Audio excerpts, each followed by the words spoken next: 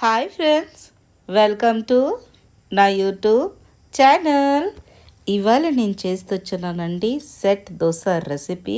అది కూడా చాలా తొందరగానే రెడీ అయిపోతుంది. చూడండి, దీన్ని నేను చేసి చూపిస్తున్నాను. ఎక్దమ్ వేడి వేడి టేస్టీ సెట్ దోశ అండి. చాలా బాగుంటుంది.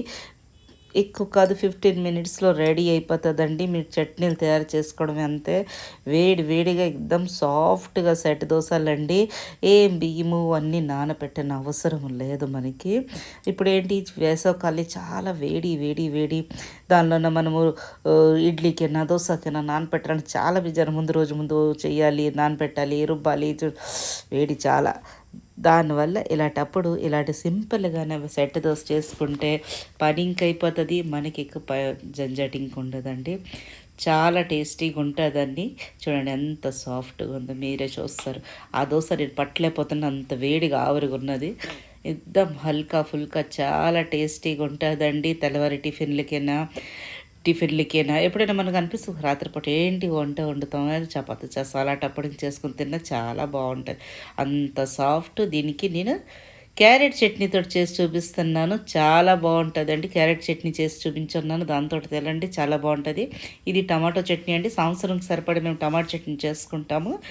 అది రెసిపీ మీకు కావాలంటే తప్పకుండా నాకు కామెంట్ చేసి చెప్పగలరు, నేను చేసి చూపిస్తాను మీకు.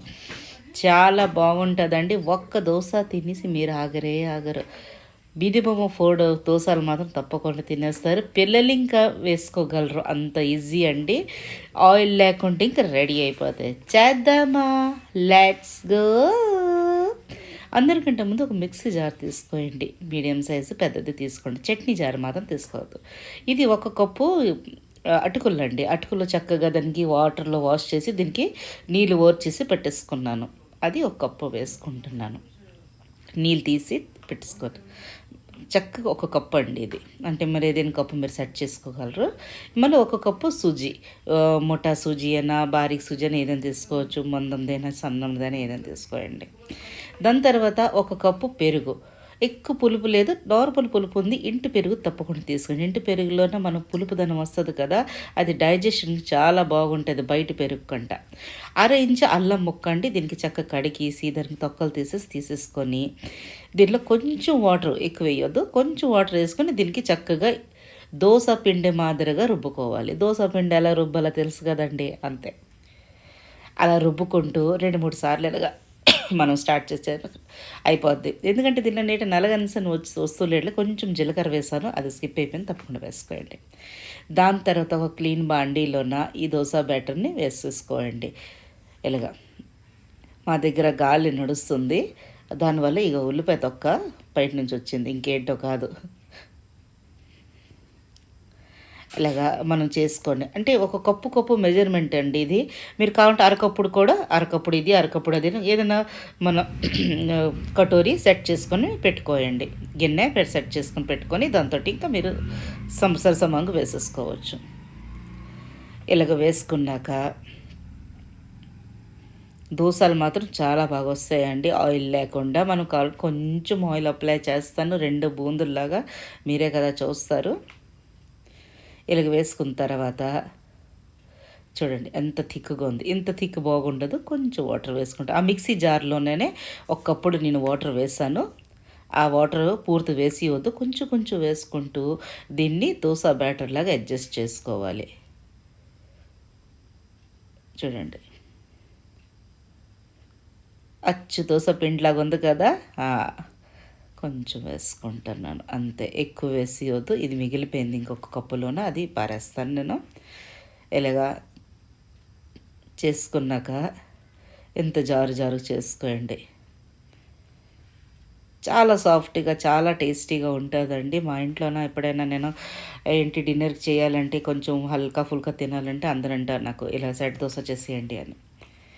దాని తర్వాత దీన్ని మూత పెట్టి దీన్ని ఒక 15 మినిట్స్ ఉంచేస్తాం. 15 కాదు, 6 మినిట్స్ పెట్టిస్తే సూజీ వేసాం కదా, అది చక్కగా ఉబ్బుతుంది. ఇంకా 5-6 మినిట్ ఇలాగ 6 మినిట్ ఇంకెక్కువ మినిట్ కావాలంటే మీరు ఉంచుకోవచ్చు, కానీ నేను మినిమం చెప్తున్నాను 5-6 మినిట్ ఇలా ఉంచిస్తే దీనికి చక్కగా సూజీ ఎప్పుడైనా కలిపిన తర్వాత కొంచెంసేపు మనం పక్క పెడితే చక్కగా ఉబ్బుతుంది అది, లేకపోతే పచ్చి పచ్చిలాగా ఉంటుంది.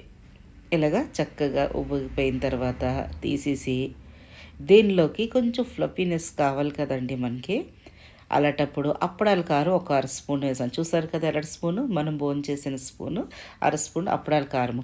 మీకు కాడ లేదంటారంటే ఈనో, అది కూడా ఓన్లీ లెమన్ ఫ్లేవర్, మరేం ఫ్లేవర్ వేయొద్దు, లెమన్ ఫ్లేవర్ అది కూడా 1/2 చెంచాడు వెల వేసేసుకోండి. చేసుకుంటే ఓహో ఎంత ఫ్లఫీగా వస్తుందంటే మీరే అంటారు. ఇలాగా చక్కగా కలిపేసుకొని ఉప్పు కూడా నేను వేసేసుకున్నాను. కలిపేసుకొని ఇప్పుడు వెళ్తాం తవాదుకు. తవా చక్కగా సిమ్లోన, ఇది నాన్ స్టిక్ తవా, వేడి చేసుకోండి చక్కగా. దాని తర్వాత ఇలాగ బ్రష్ తోటి రాస్తాను చూడండి, ఎంత ఆయిల్ రాస్తాను అంతే ఆయిల్ అంది. మీరు కానీ చాలా హెల్త్ కాన్షియస్ అయితే ఆ బ్రష్ తోటి రాయడం మానేసి ఇలాగ నాన్ స్టిక్ తవాలతో అలాగే వచ్చేస్తుంది దోశలు, ఎక్కిపోతాయి అండం ఇంకా అవి. ఇలాగ వేడైపోయాక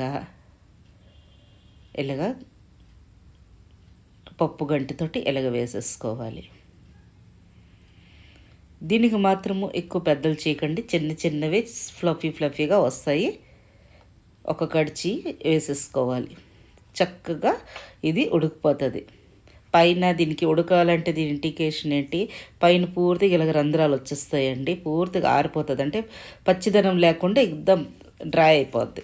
చూడండి ఎలాగ అయిపోతుంది,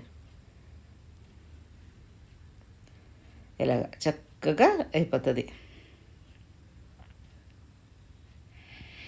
మీరు ఆయిల్ ఏంటి అప్లై చేయకపోయినా పర్లేదు, ఎందుకంటే ఇప్పుడు రేపు నాన్ స్టిక్ తవాలు చక్కగా దొరికితే ఇంకా హెల్త్ కాన్షియస్ అయితే ఆయిల్ తినకపోయినా పర్లేదు, అంత టేస్టీగా ఉంటుంది. మీకు కన్నా వీడియోస్ నచ్చినట్టుగా అయితే ప్లీజ్ లైక్ చేయండి, షేర్ చేయండి, సబ్స్క్రైబ్ చేయండి, కమెంట్ చేయడం మాత్రం మర్చిపోవద్దు. ఎలా రెడీ అయింది మీతోటి కూడా సెట్ దోశ రెసిపీ చూడండి, చక్కగా ఆరిపోయింది, అంతే తీసేయడమే. వేడి ఎలాంటి పొగలు వస్తున్నాయి చూడండి, మీరే చూస్తున్నారు, నేనేంటి చేయాలి. ఆయిల్ ఇంక అంటుంది, ఎందుకంటే ఆయిల్ వేయలేదు కదా, ఆయిల్ ఎక్కడి నుంచి అంటుతుంది. అంతేనండి, దీన్ని రిమూవ్ చేసేసి వేరే ఒకటి వేసి చూపిస్తా. ఆహా అంత వేడిగా ఉందండి, మరి ఏంటంటావు, రెండో పక్కన పల్టాయించిన పని ఇంక లేదు. చూడండి ఎంత బాగా వచ్చింది. ఒక్కటి ఇంకోటి వేసి చూపిస్తాను మీకు నేను. ఆ తవాలోనే 2 చుక్కల ఆయిల్ బ్రష్ అవుట్ చేసి చూడండి, బ్రష్ తోటి ఆ పప్పు గంటితోటి ఒక్క దగ్గర ఇలా వేసేసుకోవాలి. ఇప్పుడు నాకన్నారా ఆ పప్పు గంట 2 గంటలు వేస్తాను, నాకు చాలా ఇష్టం. ఇంకా ఫ్లఫీ దోశ మా అమ్మ వేస్తుండేదే, చాలా బాగుంటుంది. అంటే దిబ్బరెట్టు కాక ఇక్కడ దోశ కాక మధ్యన ఉంటుంది చూడండి, మీడియం సైజ్ది తట్టే ఇడ్లీలాగా అలాగా చాలా బాగుంటుంది. రెండోది ఇంకెలాగ వేసేసుకున్నాను, అది రెడీ అయిపోతుందండి. మీరు అంతే చట్నీ చేసుకొని వాళ్ళకి వస్తున్నాం అనుకొని ఇలాగ వేసి ఇచ్చేస్తే చాలు. ఇలాగ వేస్తానండి, అంతేనండి. దీనికి తీసుకోవడమేని దీనికి నేను సర్వ్ చేస్తున్నాను. Carrot chutney and tomato chutney, సంవత్సరం అంతా నిలువ ఉన్న చట్నీ చేస్తుంటాం మేము. ఇప్పుడైతే ఎండలు బాగా వచ్చాయి, దీనికి 3 నెలలు ఉన్న నిలువ పచ్చడి ఇంకొంటుంది. ఇది మీరు కమెంట్ చేస్తే తప్పకుండా చేసి చూపిస్తాను. నచ్చిందా? Like, share, subscribe my channel. మళ్ళీ సంగీత రెసిపీ ఎటు కలుస్తాను చెప్పగలరు.